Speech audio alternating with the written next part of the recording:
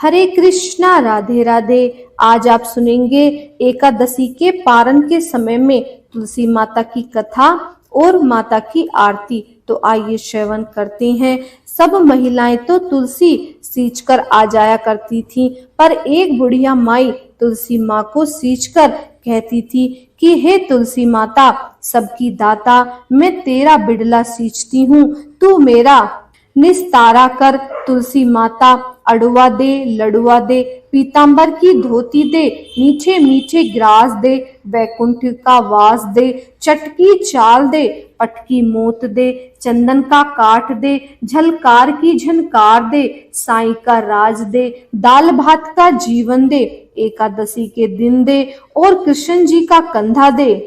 इतनी बात सोचकर तुलसी माँ सोच में पड़ जाती। एक बार भगवान विष्णु ने तुलसी माँ को इस सोच का कारण पूछा। इस पर तुलसी माँ ने बताया कि एक बुढ़िया मेरे पास रोज आकर इतनी बात कहकर जाती है, इसमें से मैं बुढ़िया माई की सब कुछ तो बातें मान सकती हूँ, उनको सब वरदान दे दूंगी, पर आपका कंधा कहाँ से दूंगी। इस पर भगवान बोले कि तुम चिंता मत करो और बुढ़िया माई को आशीर्वाद दे दो।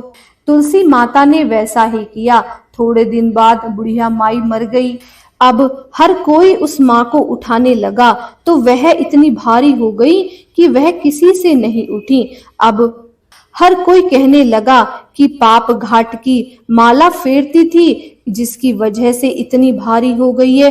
तभी भगवान श्री कृष्ण ब्राह्मण के भेष में और वहां खड़े लोगों से बुढ़िया माई के कान में कुछ कहने पर उनका शव हल्का होने की बात कही। इस पर लोगों ने कहा कि भाई तुम भी जाकर देख लो, और भगवान ने जाकर बुढ़िया माई के कान में कहा कि माई तो बिड़ला सींच मेरा, मैं करूं निस्तार तेरा। बुढ़िया माई अड़वा ले, लड़वा ले, पीतांबर की धोती ले, मीठा मीठा भात ले, वैकुंठ का वास ले, चटकी चाल ले, पटकी मोत ले और चंदन का काट ले, झलकार की झनकार ले, साईं का राज ले, दाल भात का भोजन ले और श्री कृष्ण का कंधा ले।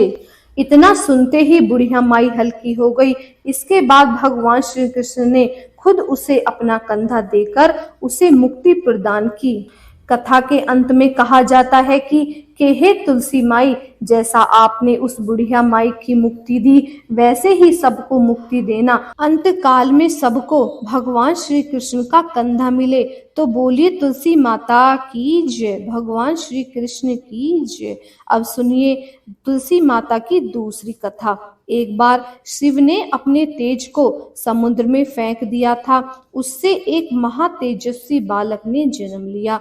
यह बालक आगे चलकर जलंधर के नाम से पराक्रमी दैत्य राजा बना। इसकी राजधानी का नाम जलंधर नगरी था। दैत्य राज काल नेमी की कन्या वृंदा का विवाह जलंधर से हुआ। जलंधर महाराक्षस था। अपनी सत्ता के मद में चूर उसने माता लक्ष्मी को पाने की कामना से युद्ध किया, परंतु समुद्र से ही उत्पन्न होने के कारण माता लक्ष्मी ने उसे अपने भाई के रूप में स्वीकार किया। वहां से पराजित होकर वह देवी पार्वती को पाने की लालसा से कैलाश पर्वत पर गया। भगवान देवादिदेव शिव का ही स्वरूप धरकर माता पार्वती के समीप गया, परंतु मां ने अपने योग बल से उसे तुरंत पहचान लिया तथा वहां से अंतर्ध्यान हो गई।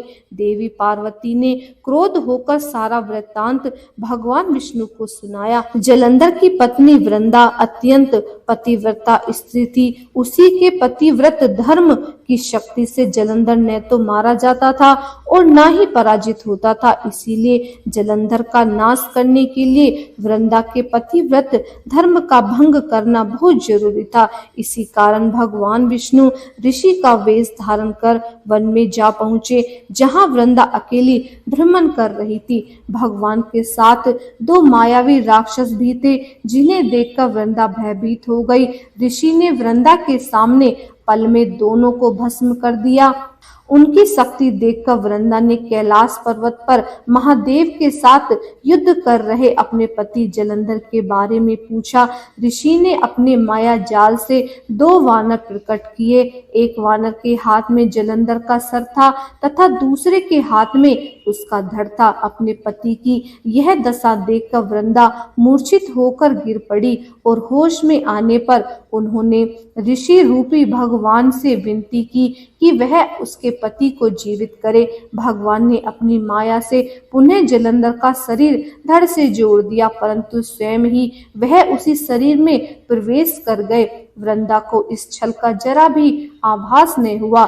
जलंधर बने भगवान के साथ वृंदा पतिव्रत का व्यवहार करने लगी, जिससे उसका सतीत्व भंग हो गया। ऐसा होते ही वृंदा का पति जलंधर युद्ध में मारा गया।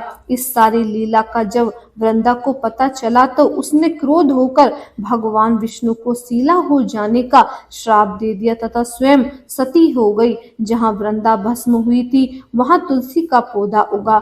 भगवान विष्णु ने वृंदा से कहा कि हे वृंदा, तुम अपने सतीत्व के कारण मुझे लक्ष्मी से भी अधिक प्रिय हो गई हो। अब तुम तुलसी के रूप में सदा मेरे साथ रहोगी। जो मनुष्य भी मेरे शालिग्राम रूप के साथ तुम्हारा विवाह करेंगे उसे इस लोक में परलोक में विपुल यश प्राप्त होगा। जिस घर में तुलसी होती है वहां यम के दूत भी असमंजस नहीं जा सकते। गंगा व नर्मदा के जल में स्नान तथा तुलसी का पूजन बराबर माना जाता है, चाहे मनुष्य कितना भी पापी क्यों न हो। मृत्यु के समय जिसके प्राण मंजरी रहित तुलसी और गंगा जल मुंह में रखकर निकल जाते हैं वह पापों से मुक्त होकर वैकुंठ धाम को प्राप्त होता है। जो मनुष्य तुलसी व आंवले की छाया में अपने पितरों का श्राद्ध करता है उसके पितर मोक्ष को प्राप्त होते हैं। उसी दैत्य जलंधर की यह भूमि जलंधर नाम से व्याख्यात हुई। सती वृंदा का मंदिर मोहल्ला कोट किशन चंदन में स्थित है। कहते हैं इस स्थान पर एक प्राचीन गुफा थी जो सीधी हरिद्वार तक जाती थी। सच्चे मन से 40 दिन तक सती वृंदा देवी के मंदिर में पूजा करने से सभी मनोरथ पूर्ण होते हैं। हरे कृष्णा।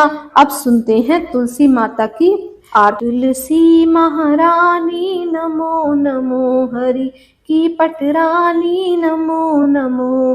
धन्य तुलसापू रन तप कीनो, धन्य तुलसापू रन तप कीनो। शालिग्राम की बनी पटरानी नमो नमो, तुलसा महारानी नमो नमो। जाके पत्र मंजरी कोमल, श्रीपति कमल चरण लपटानी नमो नमो, तुलसी महारानी नमो नमो। धूप दीप नवेद आरती, पुष्पन की वर्षा बरसानी नमो नमो, तुलसी महारानी नमो नमो। हरि की पट रानी नमो नमो। छप्पन भोग 3600 व्यंजन, 56 भोग 3600 व्यंजन। बिंतु साहरी एक नमानी नमो नमो, तुलसा महारानी नमो नमो। हरि की पटरानी नमो नमो। सभी सखी मैया तेरो यसी गावे, सभी सखी मैया तेरो यसी गावे। भक्ति दान दीजे महारानी नमो नमो। हरि की पटरानी नमो नमो, तुलसी महारानी नमो नमो। हरि की पटरानी नमो नमो। जय हो तुलसा महारानी की जय।